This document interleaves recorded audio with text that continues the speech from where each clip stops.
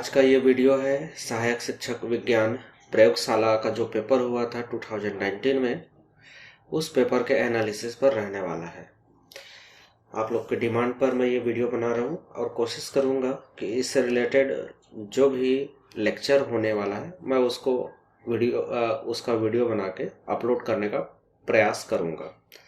अभी हम paper analysis के बारे में बात करते हैं। 2019 में किस प्रकार का क्वेश्चन आया था। मोस्टली बहुत सारे स्टूडेंट्स को ये पेपर हार्ड लगा था। ये हार्ड और इजी आपके तैयारी पर निर्भर करता है कि ये पेपर इजी था कि हार्ड था। जब क्वेश्चन को एनालाइज करके आप देखोगे तो उतना भी ज़्यादा हार्ड पेपर नहीं था। हाँ, लेवल से थोड़ा सा ज़्यादा था, जो आपके तैयारी पर निर्भर करता है। चलिए इस बात को सब यहीं पर छोड़ते हैं और आते हैं पेपर के एनालिसिस पर। किस प्रकार से क्वेश्चन अपने को दिया गया था और इसको तैयारी अपने को कहाँ से करना है। हेलो फ्रेंड्स, मेरा नाम है योगेश साहू और आपका मेरे यूट्यूब चैनल योगेश केमिस्ट्री में वेलकम है, स्वागत है। तो सबसे पहले तो ये जो सहायक शिक्षक विज्ञान प्रयोगशाला 2019 में जो वैकेंसी आई थी, अभी हाल ही में फिर से ये वैकेंसी आने की घोषणा सरकार के द्वारा की गई है, वर्तमान सरकार के द्वारा।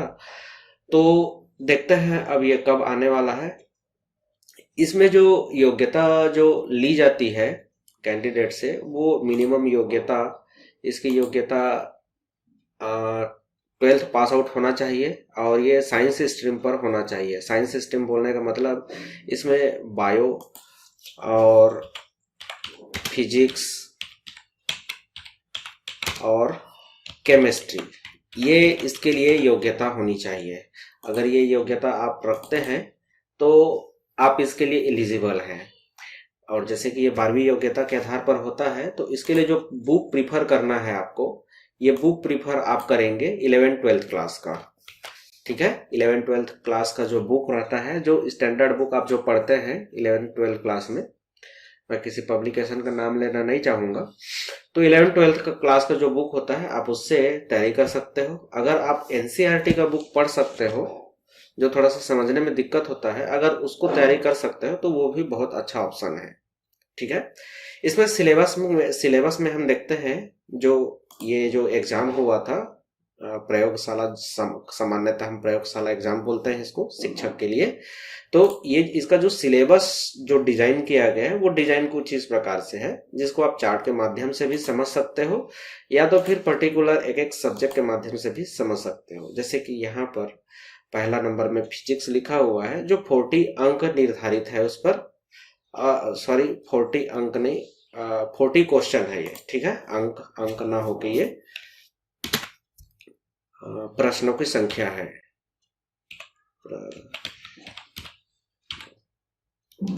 की संख्या, ठीक, ये प्रश्नों की संख्या के बारे में आपको बता रहा है।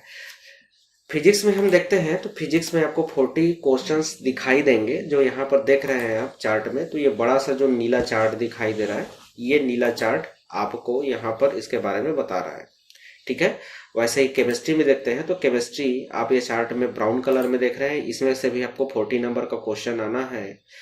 बायोलॉजी में देखते हैं तो सिर्फ 20 नंबर का क्वेश्चन रहेगा। लैंग्वेज में हम बात करते हैं तो लैंग्वेज में 30 क्वेश्चन मिलेंगे, जिसमें से 15 क्वेश्चन इंग्लिश का रहेगा और 15 क्वेश्चन हिंदी से रहेगा। ठीक है, इसमें जो ग्रामेटिकली जो क्वेश्चन पूछा जाता है सामान्यतः जो कंपटीशन एग्जाम में, उसी प्रकार से यहाँ पर क्वेश्चंस रहेंगे। और कंप्यूटर से रिलेटेड आपको 10 क्वेश्चन मिलने वाले हैं और जनरल नॉलेज से आपको 10 क्वेश्चन मिलने वाले हैं। तो इस प्रकार से इसका सिलेबस डिजाइन किया गया है और टोटल यहाँ पर 150 क्वेश्चंस आपको देखने को मिलेंगे।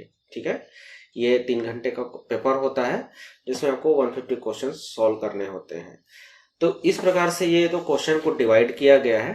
तो अब आप देख रहे हैं इसमें फिजिक्स, केमिस्ट्री और लैंग्वेज, यहाँ पर क्वेश्चंस की संख्या आपको ज़्यादा मिलेगी। वैसे तो तैयारी सभी पोर्शन से करना है, कंपटीशन में कैंडिडेट की संख्या ज़्यादा होने के कारण से क्वेश्चंस, एक एक क्वेश्चन को सॉल्व करना आपके लिए बहुत ही ज़्यादा महत्वपूर्ण हो जाता है।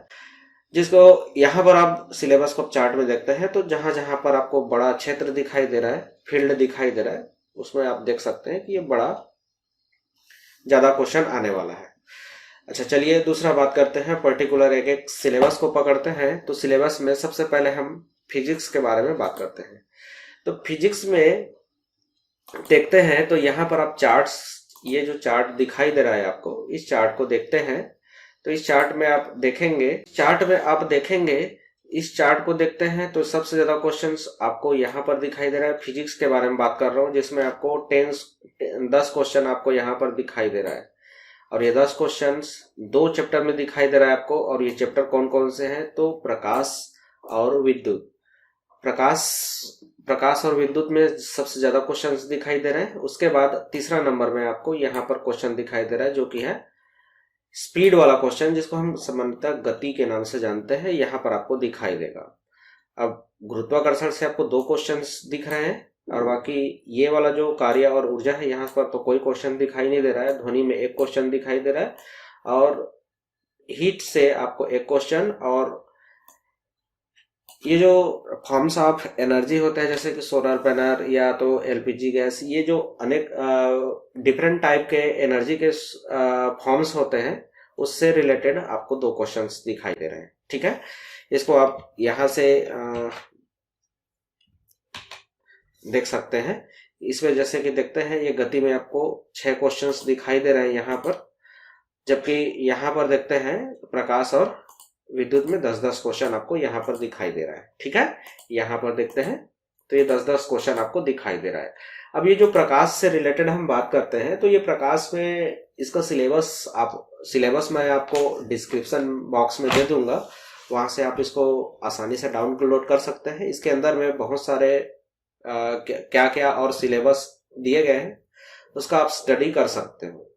अब जैसे कि लाइट में हम बात करते हैं, तो लाइट सिंपली ये लाइट का क्वेश्चन नहीं रहेगा। इसमें लाइट के जो भी थ्योरी होते हैं, रूल्स होते हैं, प्रिंसिपल होते हैं, वो सारा इसमें कवर होगा। जैसे कि रिफ्लेक्शन का हो सकता है, रिफ्लेक्शन का हो सकता है, यहाँ पर कर्व मिरर का हो सकता है, या तो लेंस का हो सकता है, प्लेन मिरर का हो सकता है। तो जितने भी लाइट से संबंधित नियम के क्वेश्चंस होंगे, वो पूरे के पूरे क्वेश्चन इसी में आएंगे। ठीक है, तो ये प्रकाश सीधा सीधा एक बड़ा सिलेबस है। अब इसमें इस टाइप के क्वेश्चन आपको मिलेंगे। विद्युत वाले चैप्टर में भी आप देखेंगे, तो विद्युत को आप 2-3 भाग में इसको डिवाइड कर सकते हो।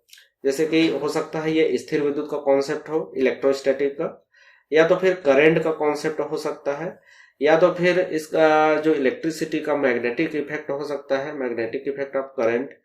तो इस प्रकार से आपको अलग अलग टाइप के क्वेश्चंस इसके अंदर मिलेंगे। ठीक है, तो ये प्रकाश और लाइट, इस पर ज्यादा फोकस करना है आपको फिजिक्स के पोर्शन में। और इस बार भी यहीं पर से ही ज्यादा क्वेश्चन बनेगा, और ज्यादा क्वेश्चन बनने का इधर से उतना ज्यादा चांसेस नहीं रहता। हाँ, हो सकता है ये जो तीसरा पॉइंट देख रहे हैं आप यहाँ पर, कार्य और ऊर्जा के बारे में, तो ये कार्य ऊर्जा वाले कॉन्सेप्ट से भी क्वेश्चंस बनाए जा सकते हैं, यहाँ से भी अच्छा खासा क्वेश्चन बनता है। तो मेन फोकस आप यहाँ पर प्रकाश और लाइट वाले पोर्शन पर करेंगे। यहाँ से क्वेश्चन हमेशा, कोई सा भी एग्जाम हो, वहां पर से क्वेश्चन ज्यादा ही बनता है। चलिए अब दूसरा ग्राफ पर आते हैं, रसायन के बारे में डिस्कस करते हैं। तो आप इसमें देखेंगे केमिस्ट्री में, तो इसमें आप देख सकते हो इधर नंबर ऑफ क्वेश्चंस सबसे ज्यादा है 4। ठीक है, और ये 4 कहाँ कहाँ पर है? तो ये जो पहला वाला है उसमें, और दूसरा आप यहाँ पर देख रहे हैं रासायनिक अभिक्रिया। ठीक है, यहाँ पर से आप देख सकते हो, पहला जिसमें 4 दिखाई दे रहा है, और इसमें 4 दिखाई दे रहा है। और फिर उसके बाद अगला जो है, इसमें 3 क्वेश्चन दिखाई दे रहे हैं, जो है 3 चैप्टर से। अब ये 3 चैप्टर कौन कौन से हैं, तो इसको देखिए। तो इसमें आपको ये जो 3-3 क्वेश्चन है, धातु और अधातु में दिखाई दे रहा है। धातु अधातु कहाँ पर है? तो ये धातु और ये अधातु। ठीक है, ये वाला और ये अधातु। अब ये धातु अधातु में ज्यादा क्वेश्चन दिखाई दिया। उसी प्रकार से आपको मैं ये जो आप जो ग्राफ देख रहे हैं, उसको पीडीएफ फॉर्म में डिस्क्रिप्शन बॉक्स में ये भी मिल जाएगा आपको, वहां से आप डाउनलोड कर लीजिएगा। और जैसे मैं मिलान कर रहा हूँ, आप सेम वैसे ही मिलान करके देखिएगा कहाँ कहाँ पर ज्यादा संख्या में क्वेश्चंस है, और वहां पर को ज्यादा फोकस कीजिएगा आप अपने तैयारी पर। ठीक है। प्रिपरेशन में यहाँ पर को ज्यादा फोकस रखना है। जैसे कि रासायनिक सूत्र वाला कॉन्सेप्ट, ये जो 3rd नंबर में आप देख रहे हैं रासायनिक सूत्र, यहाँ पर 2 क्वेश्चन मिलेंगे। अब ये है क्या क्या है, ये जो लिखा हुआ है पदार्थ में देखते हैं, तो पदार्थ का अब यहाँ पर एक्चुअल में एकदम से संरचना तो आपको जानना नहीं है। पदार्थ में आपको किस प्रकार से इसको डाइल्यूट करते हैं, किस प्रकार से इसको कॉन्सेंट्रेट करते हैं, तो एक प्रकार से इसका जो कॉन्सेंट्रेट निकालने का जो विधि होता है, टेक्निक होता है, उसके बारे में डिस्कस होगा इसके अंदर। जैसे कि एग्जाम्पल के तौर पर आप लोगे तो नॉर्मेलिटी, मोलालिटी, जैसे कि मोलरता, मोललता, ये सब क्या है इसके बारे में डिस्कस ये जो पदार्थ वाला कॉन्सेप्ट में आपको मिलने वाला है। यहाँ पर भी 4 क्वेश्चन दिखाई दे रहा है आपको, अच्छा खासा क्वेश्चन बनाया जा सकता है। रासायनिक सूत्र, रासायनिक सूत्र को भी आपको छोड़ना नहीं है। रासायनिक सूत्र में आपको इसका जो इंपेरिकल फार्मूला होता है कोई भी ऑर्गेनिक कंपाउंड का या इनऑर्गेनिक कंपाउंड का, इंपेरिकल फार्मूला मतलब मूलानुपाती सूत्र, और इसी टाइप से जो रासायनिक सीधा सीधा जो फॉर्मूला रहता है वो सब क्वेश्चन आपको यहाँ पर डिस्कस करना, स्टडी करना है, ठीक है। वैसे ही ये जो एटॉमिक स्ट्रक्चर है ये भी अच्छा खासा क्वेश्चन बनता है इससे, इसको भी आपको इस बार नहीं छोड़ना है। परमाणु संरचना से भी अच्छा खासा क्वेश्चन बनाया जा सकता है। मोल कॉन्सेप्ट, मोल कॉन्सेप्ट आपको मेरे YouTube चैनल पर मिल जाएगा। मोल कॉन्सेप्ट का अच्छा खासा वीडियो है, आप वहां से आसानी से अध्ययन कर सकते हैं, स्टडी कर सकते हैं इसका। मोल कॉन्सेप्ट से ये जो ऐसा केमिस्ट्री पढ़ते हैं तो मोल कॉन्सेप्ट जब तक आपको पता नहीं रहता तब तक आप केमिकल रिएक्शंस को बराबर से कंप्लीट नहीं कर पाते, तो इसको पढ़ना जरूरी होता है। वैसे केमिकल बॉन्डिंग, ये जो पूरा जो सिलेबस है ना, सिलेबस को आप देख लीजिएगा, उसके हिसाब से स्टडी कीजिएगा। और स्टडी करने के लिए 11th-12th का ही बुक प्रीफर कीजिएगा। एकदम से बहुत ज्यादा एडवांस लेवल पर भी अपने को नहीं जाना है, वहां से आप आसानी से तैयारी कर सकते हो। हाँ, अगर कोई ऑब्जेक्टिव क्वेश्चन सॉल्व करने के लिए आपको दूसरा बुक और परचेस करना पड़ेगा। मार्केट में बहुत सारे ऐसे ऑब्जेक्टिव बुक अवेलेबल होते हैं, कोई सा भी बुक उठा लीजिए जिसमें सॉल्व हो, मतलब जो क्वेश्चन दिया रहता है उसका आंसर भी सॉल्व करके दिया रहता है, वैसा कोई बुक उठाओ और 11th-12th का बुक पढ़ के आप क्वेश्चन को सॉल्व करने का ट्राई कीजिए, डेफिनेटली सॉल्व हो जाएगा, ठीक है। तो यहाँ पर आप देखते हैं, यहाँ पर भी 4 क्वेश्चन दिखाई दे रहा है। और हाइड्रोकार्बन के व्युत्पन्न, हाइड्रोकार्बन के व्युत्पन्न बोलने का मतलब यह है कि ये क्रियात्मक समूह वाले यौगिक, जैसे कि एथेनॉल हो गया, ईथर हो गया, या तो कार्बोक्सिलिक अम्ल हो गया, एस्टर हो गया, उससे रिलेटेड क्वेश्चन आपको यहाँ पर दिखाई देंगे, ठीक है। ये अम्ल क्षार वाला कॉन्सेप्ट सबको पता होगा, आर्हेनियस, ब्रॉन्स्टैंड-लॉरी, लुईस का अम्ल क्षार सिद्धांत। अब इससे इफेक्ट क्या क्या होता है उसके बारे में भी थोड़ा सा आपको स्टडी करना पड़ेगा। पीएच स्केल वगैरह सभी आपको यहीं पर मिलेगा। आवर्त सारणी से भी अच्छा खासा क्वेश्चन बनता है छोटा सा चैप्टर, लेकिन क्वेश्चन अच्छा खासा बनता है, जो बहुत ही आसानी से आप इसका स्टडी कर सकते हो। धातु और अधातु में देखते हैं तो ये थोड़ा सा लंबा चौड़ा सिलेबस है। ये धातु में देखते हैं तो आप एस ब्लॉक के बारे में देख सकते हो, और जहां पर भी धातु, जैसे कि संक्रमण धातु के जिसको हम जानते हैं, तो वहां से आपको ये क्वेश्चन कवर कराएगा, ठीक है।